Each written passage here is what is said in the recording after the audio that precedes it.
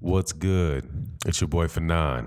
All right. I'm going to talk about a little more Anthony Joshua, Deontay Wilder, and something that Frank Warren, shout out to my man Anthony Johnson, man. One of my favorite subscribers, man. I hope you're doing well. I hope your family's doing well. Thank you for sending me this article this morning, or this link. Actually, it's a link to a YouTube video entitled Frank Warren Destroys Eddie Hearn. Anthony Joshua's last fight did 16,000 on the zone.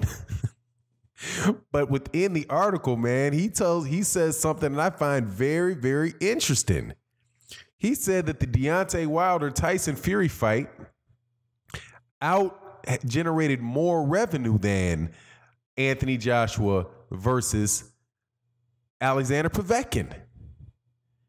In the middle of this article, he starts talking about how the pay-per-view did at least, the Deontay Wilder Tyson Fury fight did at least 325,000 pay-per-view and generated more revenue than Anthony Joshua's last fight.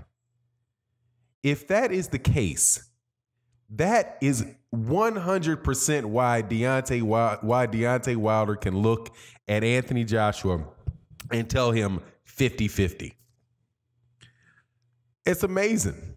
Well, it's not that amazing to me, and I'll explain to you why, but that's something that's getting skirted over a good bit, man. So thank you very much, Anthony Joshua, for letting me, for pointing me to Frank Warren. But let me get in there and discuss it in a second after I say thank you so much to everybody that showed up to watch the video, or that took the time to watch the video. If you're not subscribed, please subscribe to the channel. It would be greatly appreciated, and hit the bell icon so that you can know when we release more videos.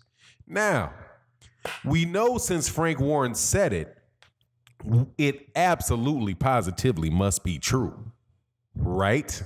It absolutely must be true, because Frank Warren said that he was going to, and BT Sports was part of the $50 million that was going to get paid to Deontay Wilder, and you guys ran with it.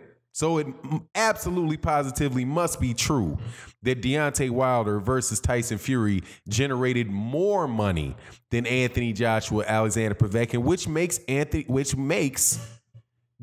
Wilder the A side, doesn't it? It must make him the A side. Now, as far-fetched as it is, because I know some Anthony Joshua fans are going to come here and tell me no way, but it's highly probable that the guy is telling the truth, because Anthony Joshua, first of all, none of the pay-per-view numbers from Sky Sports are ever released. Whatever numbers you see come from Barb. Barb is the UK version of Nielsen rating system, and they have accurate ratings, television ratings, for shows on Sky other than the pay-per-view. For competitive reasons, they never actually publish what they are. So what you get is an estimate, and the estimates are inaccurate. I do not remember the name of the subscriber that came to my channel. Very, very well educated. The guy was very, very well educated on the subject. Gave me a very complex explanation of how Barb comes up with their estimations, and told me why they were flawed. Haven't seen him on the channel again, man, but I really appreciated him giving to you. But just suffice it to say that they give a generous estimation of the numbers on Barb. But if you go 1 million pay-per-views at $25 a pop, that's $25 million. If it's anything less than that, you can come in at around $22 million, right? The high end of it would be $25 million. Plus the gate could get them up to about $33 million. Deontay Wilder's pay-per-view and gates are around, the ones that are actually verified, not including the UK pay-per-view. We don't know what that is. Brings it up grossly right around the same amount. So Deontay Wilder in Tyson Fury revenue, and I didn't say it when we originally came out, but I shot it. I was like, yeah, that looks like that's about the same. But if Alexander Povetkin and Anthony Joshua really did 800,000 pay-per-view buys, Deontay Wilder versus Tyson Fury would clearly have outperformed it financially. So I just find that really interesting, man, because any way you cut it, the revenue generated by Tyson Fury and Deontay Wilder and Anthony Joshua in their last fights are roughly the same. And that's primarily because of the fact that the UK pays $19.95 in British currency. I think that how you say it is $19.95, but it's roughly $25. Roughly $25 $25. And the Deontay Wilder Tyson Fury fight was $75. So if you do the same numbers between Deontay Wilder and Tyson, if Tyson Fury and Deontay Wilder's rematch do significantly more, and Dillian White versus Anthony Joshua do about the same, you can see that the financial trajectory of Deontay Wilder will surpass Anthony Joshua in his next fight. And we're not giving, and I'm not. You can make all the excuses you want, you UK fans, and act as if somebody came to see Tyson Fury in a country he fought on one time on a network that he had not, that he fought on the YouTube channel. No, that is the American fight fans that bought those pay-per-views. And 350,000, 325, that's what it winds up being. If 325,000 pay-per-views showed up to watch Deontay Wilder, that's because a million or so people always watch Deontay Wilder fight on Showtime. And 3 out of 10 of those people, 3.2 out of those 10 decided to pay for it. And probably the other 7 went over to their house to watch it with them, to chip in. So it is what it is, man. But I just find that really interesting because there's this verbiage that always comes out about Anthony Joshua being the financial. How he's the A side because of the money, right? Then he'll say something about him being A side because of the record or whatever, whatever justifications you want to put Anthony Joshua on the top of the hill of the heavyweights. But the funny thing is that that's just not, if you're judging them by their last fight, it's questionable. Clearly, Tyson Fury, Deontay Wilder performed financially in the same ballpark as Anthony Joshua versus Alexander Povetkin did. And when you have two fighters fighting,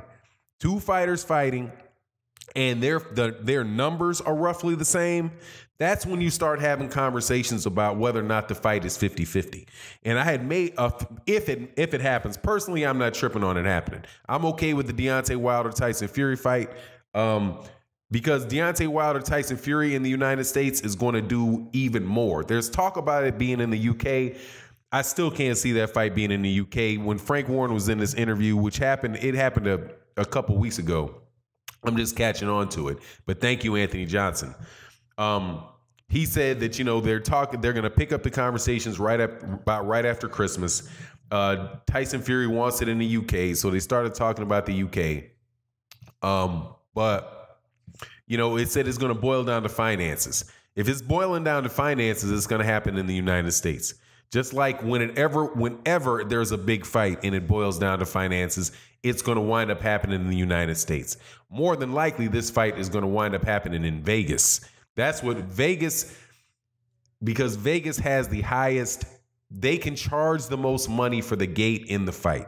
This will be an extremely exciting fight. Both fighters will make a lot of money. And if they do it, you're going to wind up having the winner of that fight really being the man in the heavyweight division, financially and actually.